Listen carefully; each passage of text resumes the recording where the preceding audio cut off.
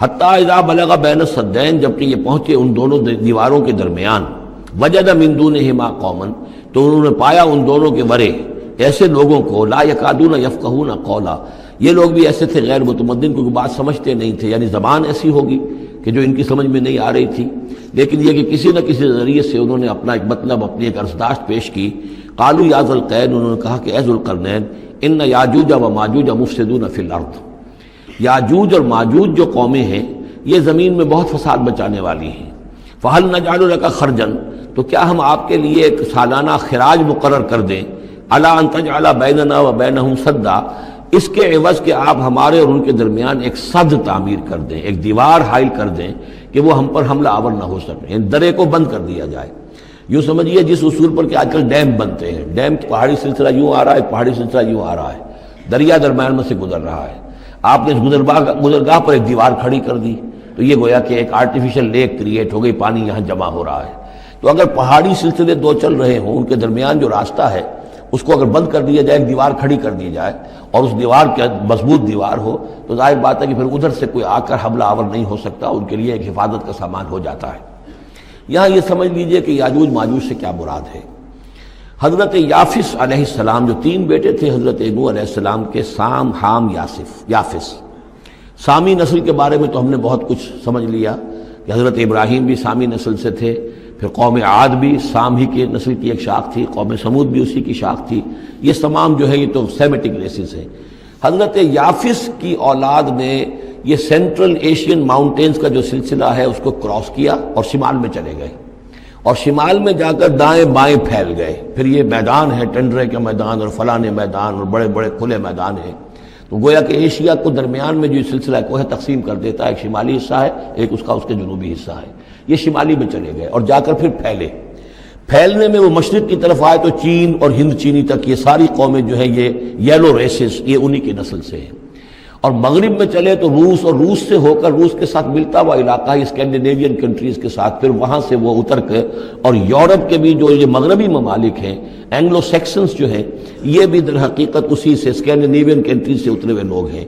تو یوں سمجھ لیجئے کہ ویسٹرن یورپ اور ایسٹرن یورپ کا بھی خاص طور پر شمالی علاقہ، اور پورا یہ روس کا علاقہ، اور پورا صحرائے گوبی، اور پورا چین، اور وہاں تک جو ہے ہند چینی تک، یہ یافس کی نسل ہے۔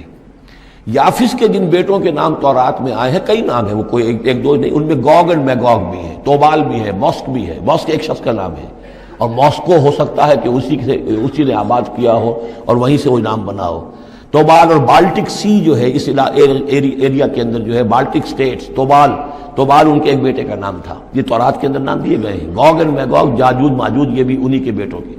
یہ تمام اقوام جو ہے یہ وحشی ہیں، اور یہ تاخت و تاراج کرنا، لوٹ مار کرنا، یہ ان کا طریقہ ہے، اور ان کا ہے ذکر جو یہاں پر ہو رہا ہے۔ یہ جو سیلاب آیا تھا، کولونیل سیلاب جو ہم پر آیا تھا، جس میں کہ یہ اینگلو سیکسنز تھے، یہ سب کے سب جو ہیں یہ اسی نارڈک ریسز سے ہیں، یہ بھی یاجوج اور ماجوج کی نسل ہیں۔ ایک سیلاب ان کا آ چکا ہے جو آیا تھا یورپ کے سے نکل کر، یہ کولونیل سیلاب آیا اور پوری دنیا کے اوپر چھا گیا تھا، ایشیا اور افریقہ کو انہوں نے فتح کیا، کولونائز کیا۔ اب اگرچہ ان کی وہ بساط ایک دفعہ تو لپیٹ دی گئی ہے، وہ واپس چلے گئے ہیں، انڈائریکٹلی ہم پر حکومت کر رہے ہیں۔ ابھی ان کے جو ملٹی نیشنلز ہیں ان کے ذریعے سے، یا بینکوں کے ذریعے سے، IMF کے ذریعے سے، ورلڈ بینک کے ذریعے سے انڈائریکٹ حکومت ہے جو نیو ورلڈ آرڈر ہے۔ لیکن یہ ہے کہ ابھی ایک اور جو سیلاب ان کا آنے والا ہے وہ آتا ہے احوال قیامت کے معاملات میں۔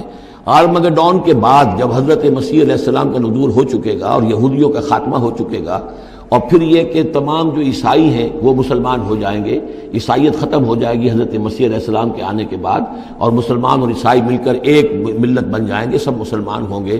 اس کے بعد آخری سیلاب پھر آنا ہے جو اس کے خلاف، وہ احادیث میں آتا ہے، پھر وہ یاجوج اور ماجوج کا ہوگا۔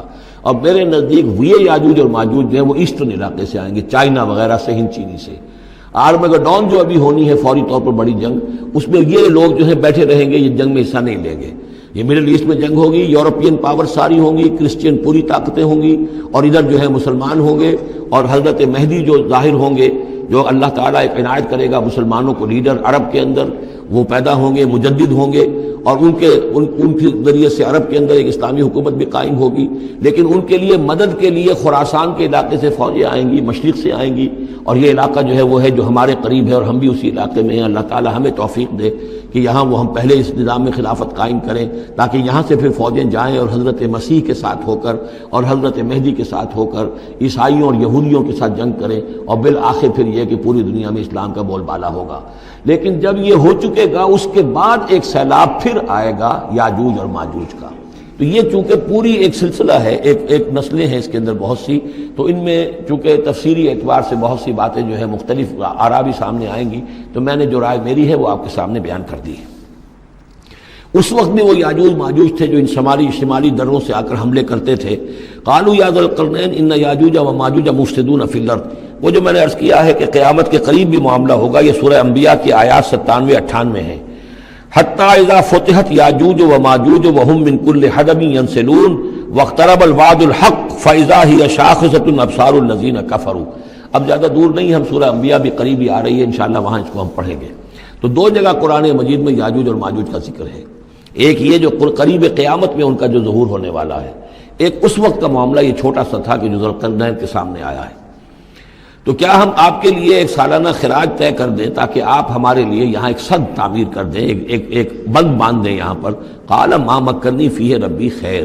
اب دیکھیے ان کا کردار، ان کا مجھے جو کچھ میرے رب نے دے رکھا ہے، دولت دے رکھی ہے، مال دے رکھا ہے، وہ بہت بہتر ہے اس سے کہ جو تم مجھے پیش کر رہے ہیں۔ مجھے خراج کی ضرورت نہیں ہے، ہاں تمہاری ایک ضرورت ہے، میں وہ پوری کر دیتا ہوں۔ فاعینونی بقوت، مجھے مین پاور فراہم کرو، باقی ساری سامان جو ہے میں فراہم کر لوں گا، لیکن بہرحال اس کو بنانے کے لیے، دیوار بنانے کے لیے اور دونوں پہاڑوں کے درمیان اتنی بڑی جو سد تعمیر کرنے کے لیے جو مین پاور چاہیے، اعینونی بقوت، تو محنت کے ذریعے سے، مین پاور کے ذریعے سے میری مدد کرو۔ اجعل بینکم و بینہم ردما، میں ان کے اور تمہارے درمیان ایک موٹی دیوار بنا دوں گا۔ آتونی زبر الحدید، لاؤ میرے پاس تختے لوہے کے۔ حتی اذا ساوا بین الصدفین، یہاں تک کہ جب دونوں جو اونچانے تھیں اس کے درمیان کا پورا علاقہ پر ہو گیا، بھر گیا، وہ لوہے کے تختے جو ہیں اس کے اندر بھرے جا رہے ہیں۔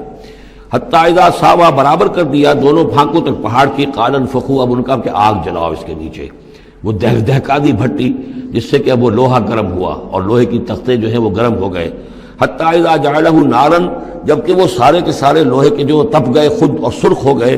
قال آتونی افرغ علیہ قطرہ، تو کہا لاؤ میرے پاس پگھلا ہوا تانبا کہ میں اس کے اوپر انڈھیل دوں۔ تو اس طریقے سے گرین فورس کنکریٹ سے بھی 10 گنا سمجھیے مضبوط شے انہوں نے بنا دی کہ اس میں لوہا اور پھر لوہا سیسا یا تانبا پلایا ہوا، تو اس طریقے سے ایک بڑی مضبوط دیوار قائم کر دی۔ اس دیوار کے جو آثار اب بھی موجود ہیں، دیوار تو موجود نہیں ہے، یہ داریال اور دربند کے درمیان یہ کشادہ راستہ ہے اب بھی، یہ ویسٹ کوسٹ جو ہے کیسپین کا، اس کے ساتھ اس کی لمبائی 50 میل اور اس کی اونچائی 29 فٹ اور 10 فٹ چوڑی یہ دیوار تھی جو اس وقت بنی ہے۔ یعنی جس طریقے سے کہ بنتے ہیں بڑے بڑے بند، ان سے بھی بڑی یہ تھی سد تعبیر کی گئی۔ السد العالی کہلاتا ہے اسوان ڈیم جو ہے، جو مصریوں نے بنایا تھا، بہت بڑا ڈیم، السد العالی، اونچی دیوار۔ تو ہمارے ہاں یہ تربیلا اور منگلا یہ سب کیا ہے، یہ اسی طرح کے ڈیم ہیں کہ پہاڑی سلسلے آ رہے ہیں، دریا جا رہا تھا، وہاں آپ نے دیوار کھڑی کر دی، پانی رک گیا اور وہ جھیل بن گئی۔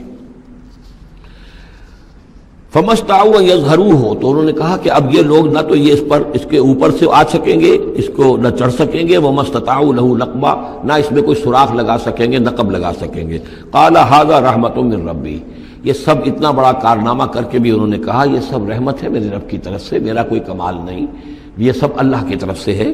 فَإِذَا جَاءَ وَعْدُ رَبِّي، اور جب میرے رب کا وعدہ آئے گا، جَعَلَهُ دَكَّا، وہ اس پوری دیوار کو جو ہے ریزہ ریزہ کر دے گا، ختم ہو جائے گی دیوار۔ اب وہ دیوار وہاں موجود نہیں ہے، وہ ختم ہو چکی ہے امتداد زمانہ سے، اب اس کے کوئی آثار باقی نہیں رہے، بس آثار معلوم ہو جاتے ہیں کہ یہاں وہ دیوار ہوتی تھی، جس سے یہ میں نے ڈائمنشنز آپ کو دیے ہیں۔ وَكَانَ وَعْدُ رَبِّي حَقًّا، اور میرے رب کا وعدہ جو ہے وہ حق ہے، سچ ہے، پورا ہو کر رہے گا۔ وَتَرَكْنَا بَعْضَهُمْ يَوْمَئِذٍ يَمُوجُ فِي بَعْضٍ، اب جب یہ وقت آئے گا اللہ تعالیٰ کا قیامت کا وقت، تو ہم چھوڑ دیں گے اس روز ان کو، یہ ایک دوسرے میں گتھم گتھا ہو جائیں گے۔ یہ جو کچھ ہونے والا ہے قرب قیامت سے پہلے، جس قسم کے لشکر آنے ہیں اور جیسی جنگیں ہونی ہیں، اور یہ جو یاجوج ماجوج جب آئیں گے تو آتا ہے احادیث کے اندر کہ پورے دریا اور پورے سمندر پی جائیں گے، ہر چیز کھا جائیں گے. اور یہ معلوم ہوتا ہے کہ یہ چینیوں کے ہاں تو خاص طور پر سانپ بچھو جو شے ہو، کتا بلی، ہر شے چٹ کر جاتے، کوئی شے نہیں چھوڑتے. اور میں سمجھتا ہوں کہ شاید آدم خور بھی ہو یہ کہ کسی وقت میں جب ان کو ضرورت پڑے تو آدمی کو بھی کھا جائیں، جو کتے کو، بلی کو، سانپ کو، بچھو کو، ہر چیز کو کھا جاتے. تو ان لوگوں کا معاملہ جو ہے واقعتاً یہ جب ابھی تو ذرا رکے ہوئے ہیں، کنٹینڈ ہیں ایک طرح سے، لیکن ایک وقت میں ان کا بند کھلے گا. اور چونکہ پھر یہ جو ہے تمام چاروں طرف ان کے پہاڑ ہیں، ہر پہاڑ کی اونچائی پر سے من کل حدب ینسلون نیچے اترتے ہوئے نظر آئیں گے. اور یہ نقشہ بعین ہی اسی طرح اخبارات میں آیا تھا جب 62 میں وار ہوئی ہے نیفا میں، جو ہندوستان کا مشرقی جو علاقہ تھا جہاں کہ چین اور بھارت کی جنگ ہوئی ہے. تو اس کے الفاظ جو اخبارات میں آئے تھے، waves after waves of Chinese soldiers were coming down the slopes. لہروں کی طرح، موجوں کی طرح چلے آئے. ان کے تو اتنے آدمی ہیں، ان کا تو کہنا یہ ہے کہ تم سب کے سب ہلاک ہو جاؤ گے، ہمیں تم ہلاک نہیں کر سکتے، ہم تو چیونٹیوں کی طرح جو ہے بلوں کے اندر گھس جائیں گے. ایٹمک وارفیئر کے بعد تمہارا تہس نہس ہو جائے گا، ہمارا کچھ نہیں بگڑے گا، ہم پھر نکلیں گے اور پوری دنیا کو فتح کریں گے. وہ یہ کہتے ہیں. اور معلوم ہوتا ہے کہ واقعتاً آخری جو بھی اس دنیا کا اللہ تعالیٰ نے جو بھی ایک نظام سوچا ہوا ہے، اس میں جو قیامت سے پہلے کا سب سے بڑا واقعہ پھر یاجوج و ماجوج کا ظہور ہوگا وہ. لیکن یہ کہ اس کا یہ مطلب نہیں ہے کہ جو پہلے ہوا ہے وہ نہیں ہے. اس سے پہلے بھی یاجوج ماجوج اگر آج سے 2500 سال پہلے کا معاملہ بھی ہے تو آج سے چند سو سال پہلے کا بھی ہو سکتا تھا. یہ کسی یعنی ایک پورے یوں سمجھیے نسل کا نام ہے. وَتَرَكْنَا بَعْضَهُمْ يَوْمَئِذٍ يَمُوجُ فِي بَعْضٍ وَنُفِخَ فِي الصُّورِ، اور پھر سور میں پھونکا جائے گا. فَجَمَعْنَاهُمْ جَمْعًا، اور پھر ہم ان سب کو جمع کر لیں گے. وَعَرَضْنَا جَهَنَّمَ يَوْمَئِذٍ لِلْكَافِرِينَ عَرْضًا، اور اس روز ہم جہنم کو سامنے لے آئیں گے کافرین کے سامنے. یہ ہے تمہارا انجام، یہ ہے تمہارے لیے جو ہم نے تیار کیا ہے. الذین کانت اعینہم فی غطاء عن ذکری، وہ لوگ کہ جن کی نگاہیں ہمارے ذکر سے کوری ہو چکی تھیں، پردہ پڑا ہوا تھا ان پر، ہم یاد نہیں تھے، بس دنیا سامنے تھی. مسبب الاسباب کو بھول گئے تھے، اسباب پر سارا بھروسہ تھا. مادی اسباب و وسائل، مادی نعمتیں، مادی مال و اسباب، مادی چیزیں جو ہیں، یہی کی چمک دمک، یہی کی رونقیں، یہی کی شان اور شوکت، اسی کے پیچھے پڑے ہوئے تھے. وَكَانُوا لَا يَسْتَطِيعُونَ سَمْعًا، اور وہ سماعت سے بھی بہرہ مند نہیں رہے تھے، اب سن بھی نہیں سکتے تھے، حیوانوں کا سا سننا سنتے تھے.